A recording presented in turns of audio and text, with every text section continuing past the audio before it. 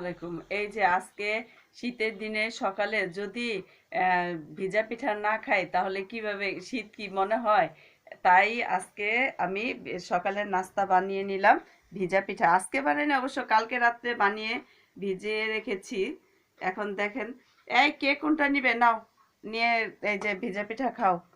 মেহজাবিন, সকাল সকাল উঠে ভিজা পিঠা খেতে হয়, নাস্তা খাও।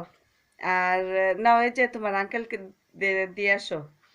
কারণ একটা জিনিস বানালে সবার সাথে শেয়ার করা খাওয়াটাই বেটার মনে হয়। আর একজনের সাথে একজনের সুখ কষ্ট সবই ভাগ করতে হয় প্রতিবেশীদের সাথে।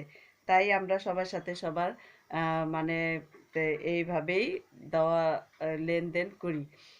লেনদেন মানে একজনের ঘরে একটা কিছু করলে, ভাইয়াদের ঘরে কিছু করলে ভাইয়ার আমাদের ঘরে দিয়ে যায়, আমরাও ভাইয়াদের ঘরে দিই, আশেপাশে যারা আছে পরিচিত তাদের বাসায় দিই। এখন এটাই তো সমাজ। এই বললাম, এই যে আজকে আমাদের পিঠা কেমন লাগলো এ দেখেন, দেখাও একটু পিঠাটা। আমাদের পিঠা কেমন লাগলো কমেন্টে জানাবেন। আল্লাহ হাফেজ।